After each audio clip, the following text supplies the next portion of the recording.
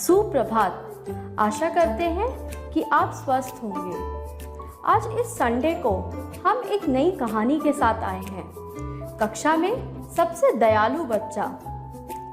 5वें ग्रेड के एक बड़ा समूह स्कूल के खेल के मैदान में दोपहर का भोजन कर रहा था।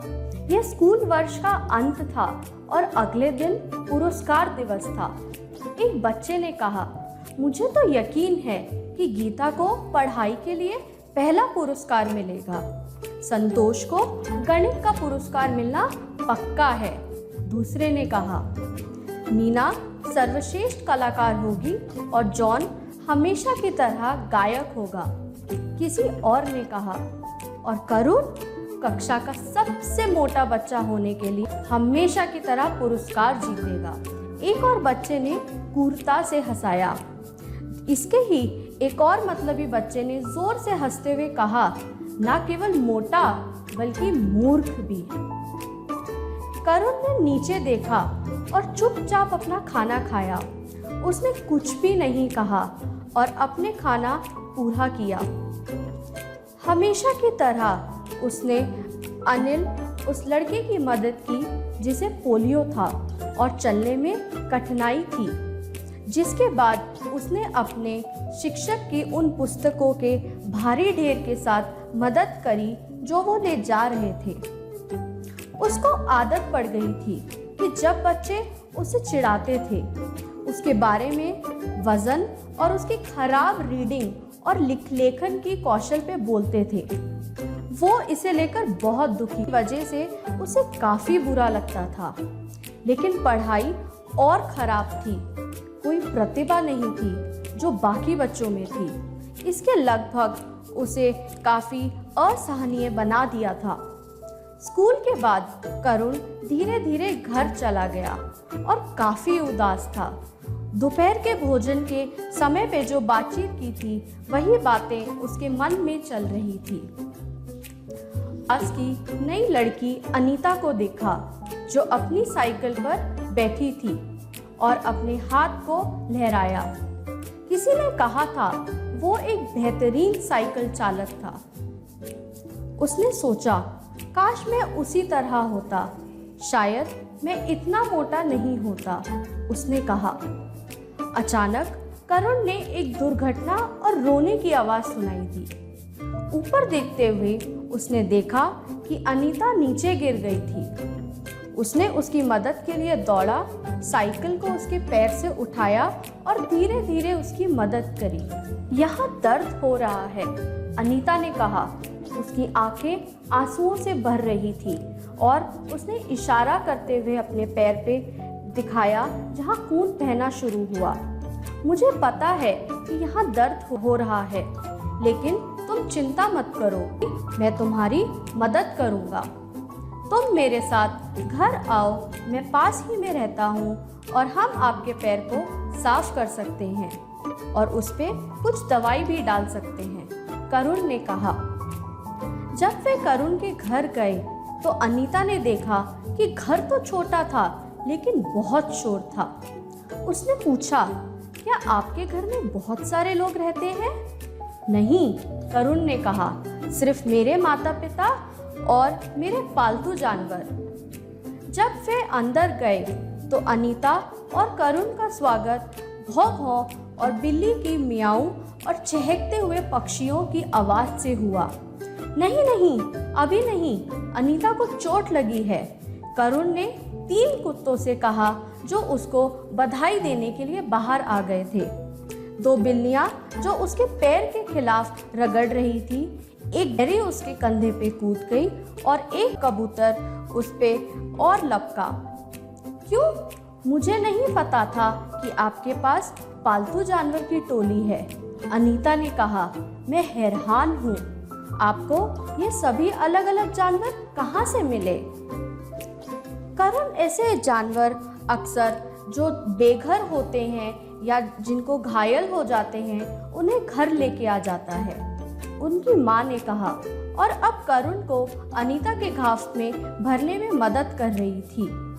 वाह, करुण आप तो एक दयालु व्यक्ति हैं। अपने घर पर क्या किया है इसके बारे में आपने किसी को कभी नहीं बताया। मुझे नहीं लगता है कि स्कूल में किसी को भी इसके बारे में पता है। अनीता ने कहा, ठीक है, यह सिर्फ इतना है कि मैं जानवरों से प्यार करता हूँ। करुण ने विनम्रता से, और मुझे उनके लिए वास्तविक दुख होता है जब उन्हें छोड़ दिया जाता है और बेघर कर दिया जाता है, या जब वो घायल हो जाते हैं। तब हम उन्हें सड़क पर कैसे छोड़ सकते हैं? तब मैं उन्हें घर लाता हूँ और उनके बाद मैं उनको ठीक करता हूँ। कुछ जानवर मेरे दोस्त द्वारा अपनाए जाते हैं और कुछ बस मेरे साथ रहना जारी रखते हैं क्योंकि उन्हें कहीं नहीं जाना। अगले दिन, जो पुरस्कार दिवस का दिन था, अनीता ने स्कूल में सभी को बताया कि कैसे करुण ने उसकी मदद की और जानवरों के प्रति उसकी दया की खोज की। बेघर और घायल जानवरों के लिए करुण ने आश्रम की कहानी स्कूल में चारों ओर तब तक उड़ान भरी जब तक कि हेडमास्टर को इसके बारे को सुनने नहीं मिला। जब करुण अपने सहपाठियों के साथ ताली बजा रहा था, छात्रों के बीच चुपचाप बैठा था, जिन्होंने विभिन्न गतिविधियों में प्रदर्शन के लिए पुरस्कार जीते। अचानक उसने अपना नाम पुकारते हुए सुना, और इस साल हमारे पास एक नया पुरस्कार है जो कक्षा में सबसे दयालु व्यक्ति के लिए है। आप देखते हैं, यह गणित या विज्ञान, लेखन, खेल, कला और संगीत में अच्छा है, और निश्चित रूप से बच्चे उन गतिविधियों के लिए योग्य हैं। लेकिन हम मानते हैं कि यह समय है जब हम पहचानते हैं कि यह दयालु होना कितना महत्वपूर्ण है। इसलिए कक्षा में सबसे दयालु व्यक्ति के लिए पुरस्कार किसी एक ऐसे व्यक्ति के पास जाता है जिसका नाम दया भी होता है, करुण, जो अपने दोस्तों के लिए मददगार रहा है। करुण की एक खास प्रतिभा है। वे घायल और अकेले छोड़े जाने वाले जानवरों के लिए एक विशेष घर चलाता है। हमारे स्कूल में करुण के आने पर हमें बहुत गर्व है। जोरदार तालियां बजी और करुण के पास बैठी अनीता ने उत्साह से उसकी पीठ पर थपथपाया और उसको पुरस्कार पाने के लिए धक्का लगाया। मुझे पता है कि मोटा होना आसान नहीं है, पढ़ाई में अच्छा है, उसके शिक्षक ने बाद में करुण से कहा, लेकिन कुछ चीज़ें अधिक महत्वपूर्ण होती हैं, जैसे दया और सहायक होना, और यह आप हैं करुण। उन्होंने उसकी पीठ थपथपाते हुए कहा, और अगर कोई स्मार्ट है तो वो आपको चिढ़ाने की बजाय आपकी तरह बनना सीखेगा। वर्षों बाद जब करुण बड़ा हुआ, उसने जानवरों के लिए एक बड़ा आश्रम स्थापित किया। उसने छोड़े दिए गए और घायल हो गए और मदद के लिए उसके आसपास आए लोग और जानवरों दोनों ने महसूस किया कि वह सबसे दयालु व्यक्ति है जिन्होंने कभी नहीं जाना था। ये थी करुण की कहानी, जिसमें सालों बाद वो सबसे दयालु व्यक्ति मानते थे, और उससे पहले वो सबसे दयालु बच्चा था क्लास का। इस कहानी के माध्यम से हम बहुत सारी चीज़ें सोच सकते हैं। हम में से बहुत लोगों ने अनुभव किया होगा, महसूस किया होगा, या फिर देखा होगा किसी को चिढ़ाना या फिर कुछ ऐसी बातें बोलना कि तू फुटबॉल जैसा मोटा है, तू झाड़ू जैसा पतला है, तू काली है या बहुत गोरी है, या फिर कुछ ऐसी खराब और नापसंद बातें बोलते हैं जिससे दूसरों को दुख पहुंचता है और बुरा भी लगता है। जब लोग आपसे ऐसी बातें बोलते हैं तो आप बहुत चीज़ें कर सकते हैं। आप अपने बड़े, टीचर या उस इंसान को बता सकते हैं जिस पे आपको भरोसा है और आपकी बात सुनेगा। इसे आप बेहतर महसूस करेंगे। दूसरा, आप उसका सामना कर सकते हैं यह बोलकर कि तुम्हें रुकना पड़ेगा और मुझे ये सब पसंद नहीं है, एकदम डटकर और निडर बनके। हर एक इंसान में कोई खास बात होती है और वो हमेशा ही खास रहता है।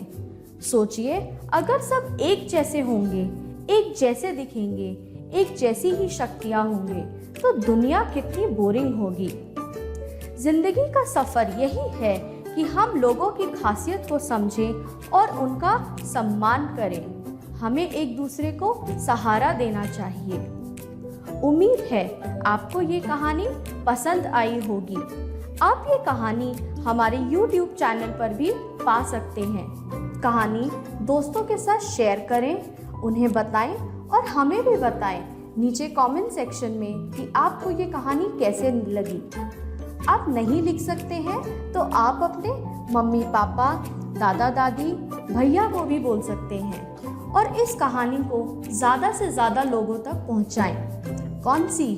इस कहानी को, एक दयालु बच्चा क्लास का। आइए अब हम मिलेंगे अगले संडे को एक नई कहानी के साथ। धन्यवाद।